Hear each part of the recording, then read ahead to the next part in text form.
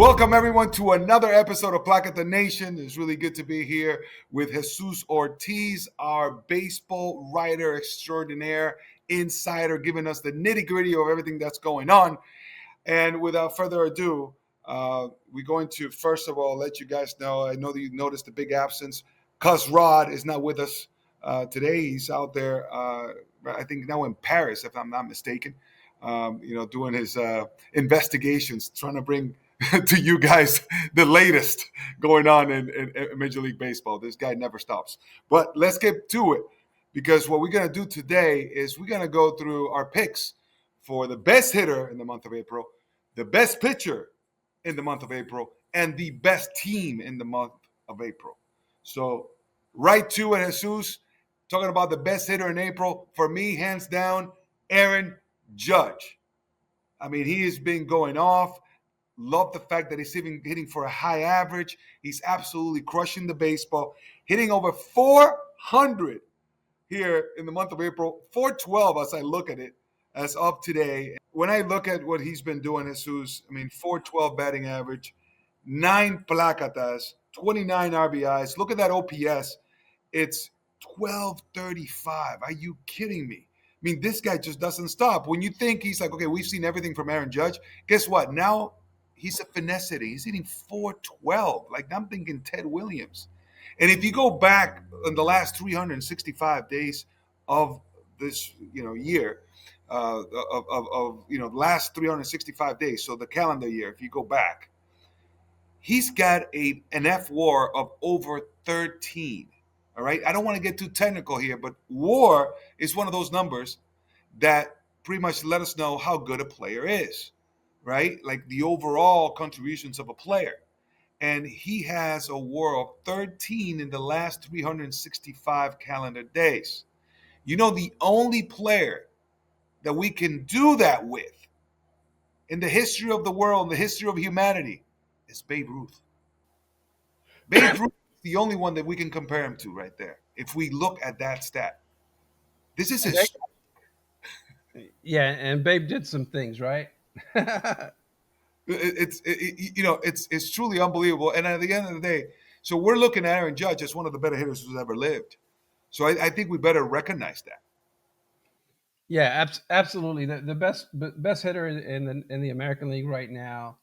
The National League, you have a couple of other guys, and the closest hitter in the National League is Gavin Lux at 352, and that's great and stuff. But you got Pete Alonso 346, Brendan Donovan 349, Pavin Smith. But we're talking big time numbers by Aaron Judge right now. And honestly, I think the best players right now in both leagues just happen to be in New York. Oh, I see what you're doing. Who do you I, want? Who do you want? Do you want Francisco Lindor, or do you want Pete Alonso? Those guys are amazing right now. yeah, like Absolutely flip a amazing. coin, right? Yeah, absolutely. Just these guys are bringing in another dimension to the Mets. When you look at it, it's like, okay, Juan Soto just signed a big deal. Guess what? Juan Soto has not been hitting the way we know Juan can hit, right? And guess what? The Mets are still dominant because of these two guys just holding it down. You know how that's great news for the Mets. Speaks of depth. It means that Soto doesn't have to carry that team. If Lindor and Alonso are doing their thing, the Mets are just going to be fine. It's great news. And you look at the pitching staff, the way they've been doing. We're going to talk about teams later. I know that we're talking about hitting, but boy, these guys have really performed in the month of April. Alonso and Lindor also great picks. But if we had to pick one, we would have to go with Aaron Judge as pretty much the best hitter in the game in the month of April. Hey, but by the way, how about the best performance for the month of April? Can we give it to Eugenio Suarez? Oh man, come on, man! Of course, 4 placatas in one day. Come on, Jesus. You've been around this game for a long time, covering this game. Have you seen anything like that before? I do not remember seeing 4 home runs in one game from a single guy. I do remember, and I'll never forget, we were in Cincinnati. I was covering the Astros. Must have been 2004, 2003. Lance Berkman hit 3 home runs. and he was going to be up next if Jeff Bagwell could stay on. And I just kept seeing Bagwell fighting and fighting because he desperately wanted to give Berkman that other at bat to go. And I tell you what, only 19 in the history of baseball, only three Latinos have ever done it. JD Martinez, also with the Diamondbacks, ironically, and the great Carlos Delgado. Think about it. I remember that. Oof. Only three Latinos. So a hat tip at our esquina, Plákata Nation. We amplify Latino voices and stories. Special hat tip to Eugenio Suarez. Yeah, that's something to behold. Let me tell you, personally, the most home runs I've hit in a game is three, and I remember going out there my fourth at bat, right, and I popped up to the infield, so I missed my chance there. But I remember going out there, understanding that one more home run would have been unbelievable, but you don't want to give in to that thought, so you try to stay with the process. Or then later, after I made the out, I was like, maybe I should have just swung out of my shoes, you know. Like, well, I didn't do that the first three at bats, and I hit home runs. So why would I do it before the bat? But when I watched what Eugenio Suarez did, it looked like he was swinging out of his shoes every single swing. So hats off to Suarez for going for it and actually achieving it. That was really so much fun to watch. So congrats. That's a day that, needless to say, he'll never forget. And it's going to be talked about generation after generation in his lineage, in his family. So that was absolutely awesome. All right, Jesus. So we talked hitters. You're going to like this one. Right up your alley. Pitcher of April. My pick is going to Hunter Brown. All right. This man has been absolutely nasty, unhittable. We're looking at this ERA of 1.22. It's absolutely minuscule. And with a 4-1 record, which, you're like, that you hear all this talks about, hey, let's kill the win. The record doesn't matter. I get it because at times pitchers actually pitch better than their record says. We see that often. And also pitchers pitch actually worse than the record says, right? But I think with Hunter Brown, it's right on. I mean, he is this good, and he's been this good for a while. If we look at ERA, we have to go back to May of last year. He started messing around with a two-seamer, Jesus, and only Paul Skeens has a better ERA since May of last year. That's astonishing.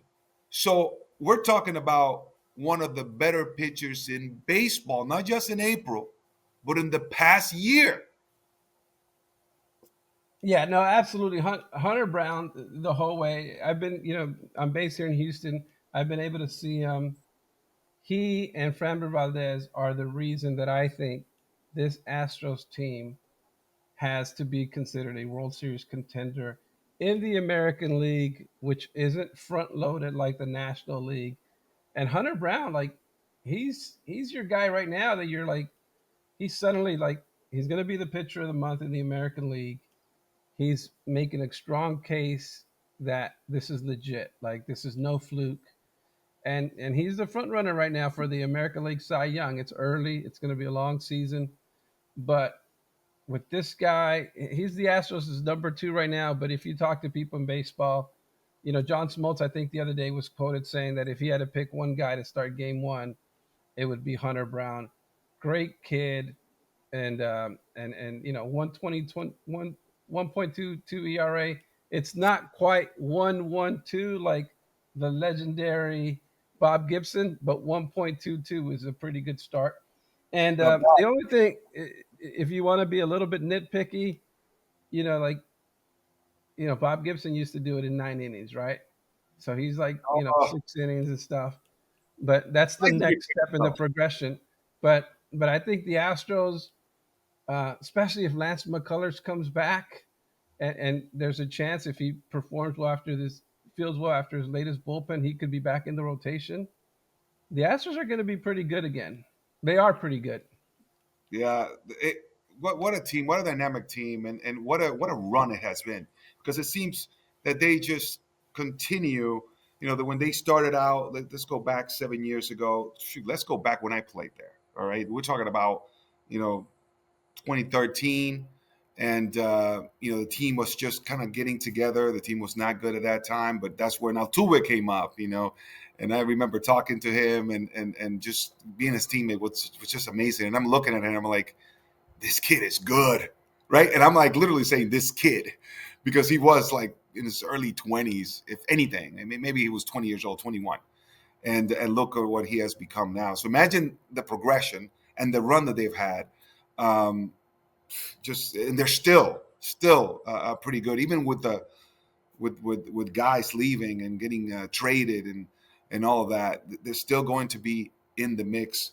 So Hunter Brown leading that pack. You got Framber Valdez, absolutely nasty. What a worker he is. I'm a huge fan of his.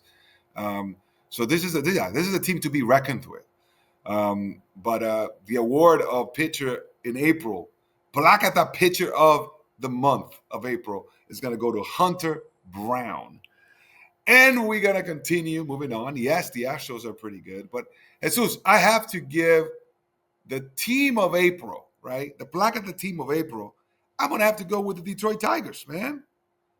I mean, what the Detroit Tigers have been able to do, it's just incredible because no one expected them to be this good. Yes, last year you were like, oh, they're a team that really came on strong at the end and they've surprised everybody. But when you look at what they have been able to do up to this point, and they lead that division, and they've led the division for most of April, right? The Cleveland Guardians have been really, really good, but Detroit Tigers have really been able to just overcome and be at the top of that list. Guys, this team has been firing on all cylinders as far as pitching is concerned, right? When you talk about Tariq Skubal, he's been absolutely nasty. Jackson Joe making some contributions. How about this? Casey Mize, right? First round pick. And also Torkelson, right? Another first round pick. They've been playing great. Torkelson has been absolutely mashing. So having those two guys perform when they had not performed before and now they're in first place, and you know that Green has not gotten hot yet swinging. You got Javi Baez playing center field and actually hitting above 300. That's really cool to see his contributions at the plate and having fun in center field. So the Detroit Tigers holding it down in first place. That's my team in April. So hats off to the Detroit Tigers. Plakata. With that, I want to get to the quote of the day. So the quote of the day is from Og Mandino, from The Greatest Salesman in the World. Awesome book. I recommend it to everyone I love, just simply because it's one of those life-changing books. And Og Mandino says, failure will never overtake me if my determination to succeed is strong enough. And we were just talking about Casey Mize. We're talking about Torkelson as well. These guys gone through some difficult times in the big leagues and obstacles. Casey Mize with the injuries, with the surgery, and him coming back and being this good this early on just talks about resilience, his determination to succeed, right? And then you have Torkelson having such a difficult year last year, having struggles living up to that huge hype. He's been able to overcome and really having a great start to the season in April for the Tigers. Speaks volumes of his tenacity, his resilience. All right. So remember that. We take that into the week. Failure will never undertake me if my determination to succeed is strong enough. With that, I leave you. All right. So thanks for joining us on this episode of Plákata Nation. And we picked the awards for the best in April. And let's go ahead now and have a great next month of May. All right. God bless you, everybody. Thanks for joining us. Plakata! Today's episode of the Plákata Nation podcast was produced by the Argentina Podcast Network. Executive produced and edited by Ras Guevara. Additional engineering support and publishing by Francisco Castro. Be sure to subscribe, rate, and review us wherever you listen. It really helps us grow the show. Thanks again for listening, and we'll see you next week.